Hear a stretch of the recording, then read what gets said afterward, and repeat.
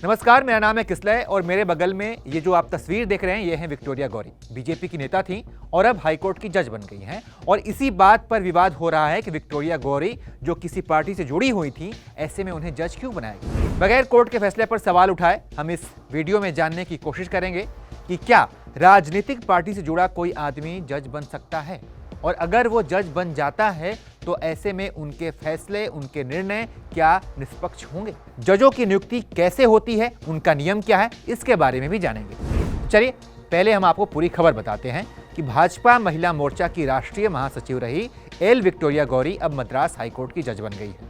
उन्होंने हंगामे के बीच मंगलवार को शपथ ली। उनकी नियुक्ति के विरोध में सुप्रीम कोर्ट में दायर याचिका भी खारिज कर दी गई।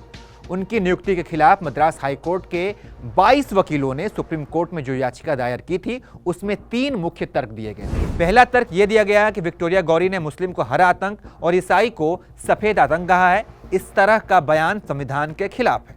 दूसरा तर्क यह रखा गया कि एल विक्टोरिया गौरी बीजेपी राष्ट्रीय महिला मोर्चा की महासचिव रही हैं, ऐसे में उनकी नियुक्ति से न्यायपालिका की निष्पक्षता पर सवाल खड़ा होगा। तीसरा तर्क यह दिया गया कि जज की शपथ लेने वाले व्यक्ति की संविधान में पूरी आस्था होनी चाहिए। उनके बयानों और एक्शन से ऐसा नहीं लगता। तीसरे और पहले तर्क से बात स्पष्ट है कि विक्टोरिया गौरी पर आरोप है कि उन्होंने जो बयान दिए हैं वो बयान गलत हैं और विवादित बयान है। इस मामले में सुप्रीम कोर्ट ने कहा कि जिन बयानों का जिक्र किया जा रहा है वो बयान पुराने हैं, 2018 के हैं। कोर्ट के जज ने यह भी कहा कि मेरा मानना है कि गौरी के नाम पर फैसला लेने से पहले कॉलेजियम ने निश्चित तौर पर इस विषय पर विचार किया होगा। वहीं इसी मामले की सुनवाई के दौरान जस्टिस BR गवई ने कहा, जज बनने से पहले मैं भी राजनीतिक पृष्ठभूमि से जुड़ा हुआ था। मैं 20 साल से न्यायाधीश हूं और कभी भी मेरा पॉलिटिकल बैकग्राउंड मेरे काम के आड़े नहीं आया। यानी इन्हीं तर्कों के साथ सुप्रीम कोर्ट ने इस याचिका को खारिज कर दिया। अब आते हैं अपने सवालों पर कि क्या कोई राजनीतिक पार्टी से जुड़ा व्यक्ति जज बन सकता है। कोर्ट और लीगल मामलों की जानकारी रखने वाले निपुण सहगल से हमने इस बारे में बात की। सुनिए उन्होंने क्या कहा। देखिए, बिल्कुल जहां तक सवाल है कि राजनीतिक पार्टी से जुड़ा व्यक्ति क्या जज बन सकता है हाईकोर्ट का या सुप्रीम कोर्ट का, इसका जवाब है हाँ।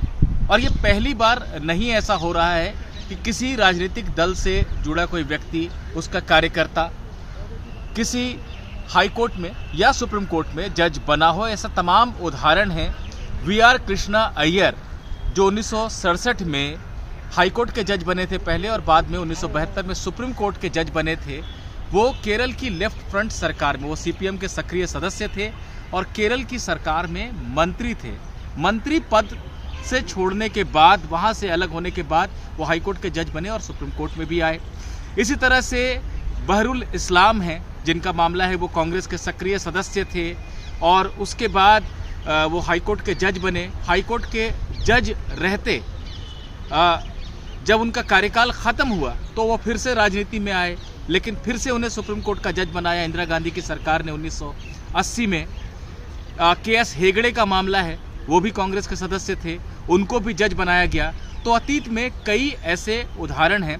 यहाँ तक कि BR गवई जो जस्टिस विक्टोरिया गौरी के मामले को सुन रहे थे, जिस बेंच ने इस मामले को सुना है, वो खुद भी पहले रिपब्लिकन पार्टी ऑफ इंडिया के सदस्य रह चुके हैं। तो ऐसी कोई बात नहीं है कि पहले ऐसा कभी नहीं हुआ है कि राजनीतिक दल से जुड़ा कोई व्यक्ति जज बना हो। सवाल योग्यता का है कि क्या आप जज होने के योग्य हैं, आपको वो कानूनी समझ है, और पात्रता का सवाल यहाँ पर आता है कि क्या कोई आपराधिक मामला लंबित है, यानी कानूनी रूप से कोई अड़चन नहीं है किसी राजनीतिक दल से जुड़े व्यक्ति के जज बनने में। सुनवाई के दौरान जस्टिस BR गवई ने कहा कि जज बनने से पहले मैं भी राजनीतिक पृष्ठभूमि में था और मैं 20 साल से जज हूं और कभी भी मेरा पॉलिटिकल बैकग्राउंड मेरे काम के आड़े नहीं आया। लेकिन क्या कोई राजनीतिक पार्टी जुड़ा व्यक्ति अगर बाद में जज बन जाता है तो ऐसे में क्या उसके फैसले निष्पक्ष होंगे, इस बात की कितनी संभावना है, इसका भी जवाब हमने अपने सहयोगी निपुण सहगल से लिया। सुनिए उन्होंने क्या कहा। देखिए, एक जज जो होता है वो संविधान में जो दायरा तय किया गया है और जो उस कोर्ट के प्रोसीजर के तहत जो दायरा बनाया गया है उसके तहत ही सुनवाई करता है और केस के फैक्ट्स के हिसाब से जो तथ्य रखे गए हैं और जो कानूनी बिंदु रखे गए हैं, इन दो बातों के आधार पर निर्णय लेता है। और कई बार जज अकेला बेंच में भी नहीं होता है, उसके साथ साथी जज होते हैं, यानी खंडपीठ होती है। खासतौर पे सुप्रीम कोर्ट में तो बिल्कुल भी अकेले सुनवाई नहीं होती है, यहाँ पर कम से कम 2 जज एक साथ बैठते हैं। हाई कोर्ट में ज़रूर सिंगल बेंच का चलन है, लेकिन वहाँ पर भी सिंगल बेंच में बैठा जज जो है उसको कानून के दायरे में ही फैसला लेना पड़ता है।